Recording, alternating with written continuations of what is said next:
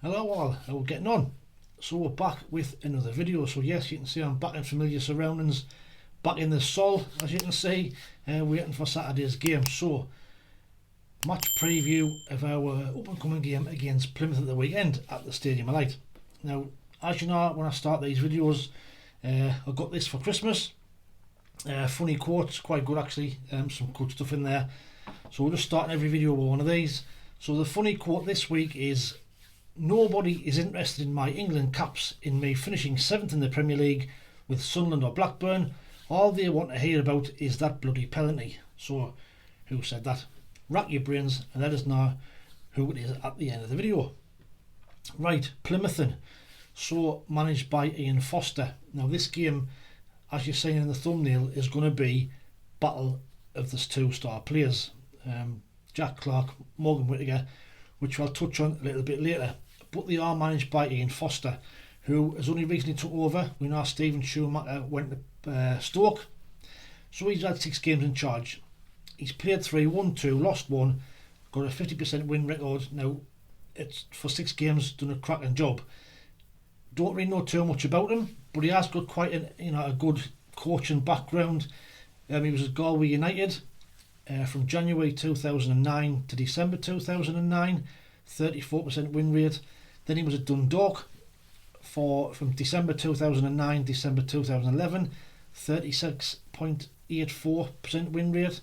He then went on to coach the England under 18s, under 19s and under 20s before he got the job at Plymouth. So he's got a good background both club and international.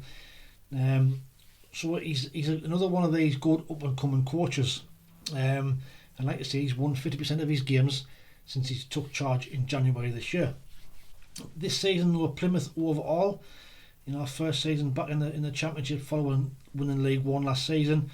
So far this season, they've played 29 games, they've won 9, drew 9, they've lost 11, they've scored 48, conceded 47. They're currently on 36 points in 15th place, and that's 8 points behind us in 8th place. So, for a newly promoted team, that's a decent record. Still near the bottom of the table, but I wouldn't have thought they'd have any problems of relegation. So, a good first safe season back in the Championship. Having said that, away from home they have been quite poor. So they've played 15 away games, they've only won 1, they drew 6, lost 8, only scored 12 goals, conceded 24 and got 9 points away from home.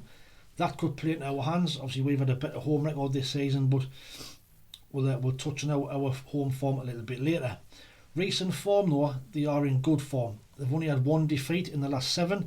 That was on Tuesday night when they lost 4-1 at home to Leeds in the FA Cup. Now again, this might work in our favour.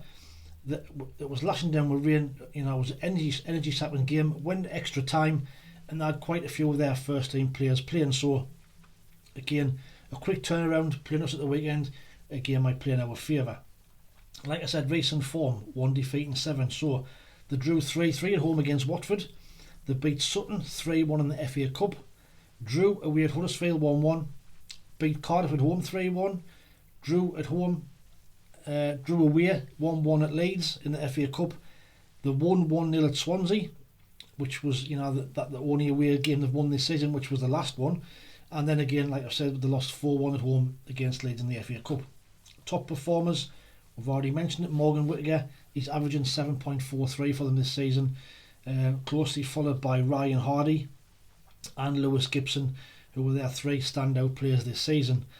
Goals, well, Morgan Whittaker got 16 goals, Ryan Hardy's got 10, Adam Randall's got 3, and assists, Morgan Whittaker 6, Hardy 4, and Barley Mumba, ex-Sunderland of course, has got 3. So you can see that Whittaker and Hardy are their 2 standout players.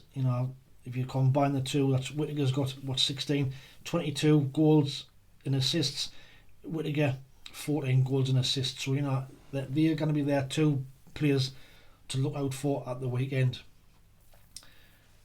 Like I say, I'm hoping that that tough game during the week will help us. We're coming back off this unbeaten in 2 games, a good decent point at Borough, could have been a lot more. 50 minutes of okay play, 40 minutes of a poor at the start of the second half kind of killed us, if you like. We I don't know what happened at half time, but we sat back and we were negative, and we stepped off the pace a little bit, but we came back well. They got the goal, and obviously Roberts came on as well, and Russian came on, and Russian got his goal. That then leaves us now unbeaten in 2 games, following the back of them 3 defeats. So, can we go on and win another home game? Home we have been quite strong.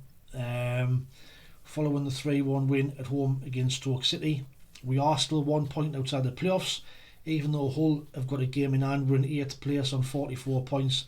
Coventry are on 44, doing what they normally do. They have a poor start of the season, come back and have a strong second half of the season.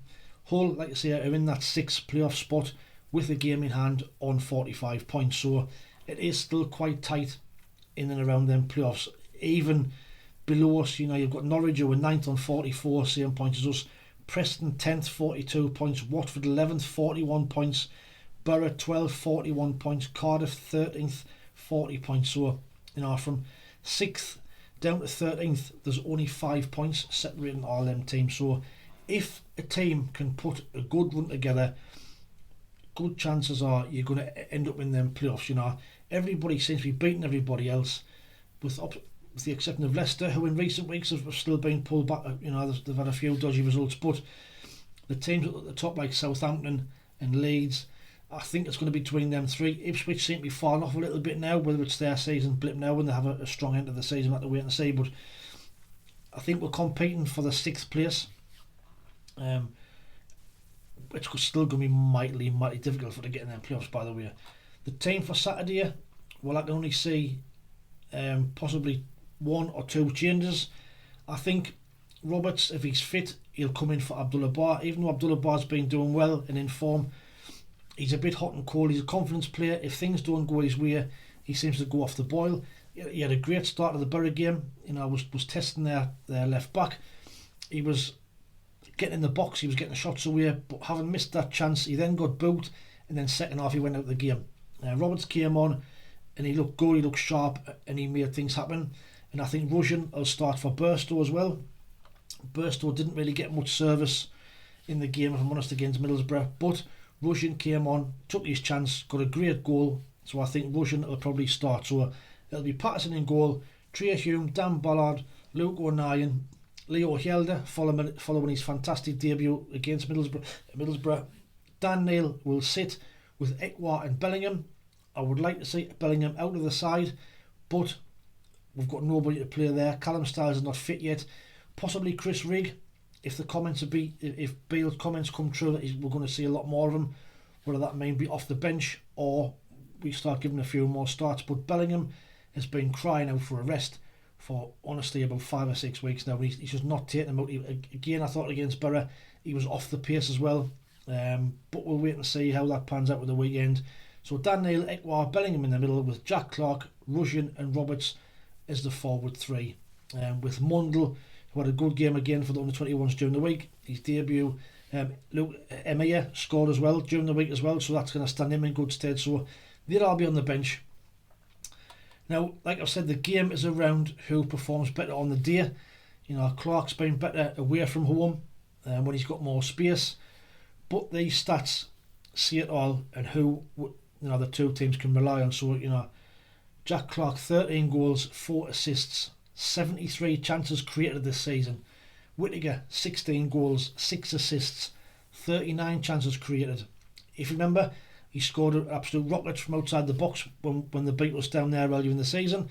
So we know what he's all about. But then you can just see how much that both these teams rely on both these players. And whoever plays well on the day will have a massive influence on the result, I think. So score predictions. So based on our home record and their tough game midweek and their away record, I'm going to go for a Sunderland win. I'm going to go for Sunderland 2, Plymouth 1. So Sunderland 2, Plymouth 1 for the game on Saturday to keep us in touch with them playoff places.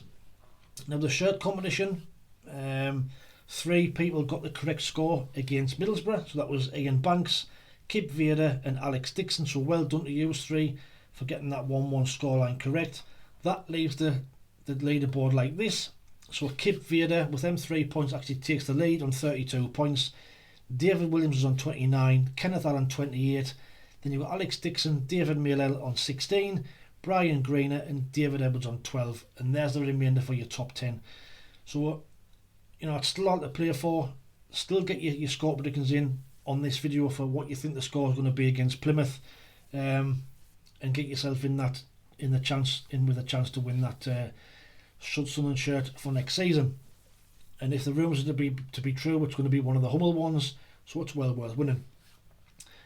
The LUSOCCER shirt giveaway, obviously for the England Retro shirt, there was only 10 people entered, which was a bit disappointing, but that gives the 10 people who did enter more of a chance. 2 goals in the first game, and there's the predictions on the screen of who predicted what. So we'll be keeping an eye on that as the weeks go by. But 2 goals in the first game, and we'll see how many goals there are on Saturday. So that is roughly about it from me. Just to wrap it up, so the funny quote.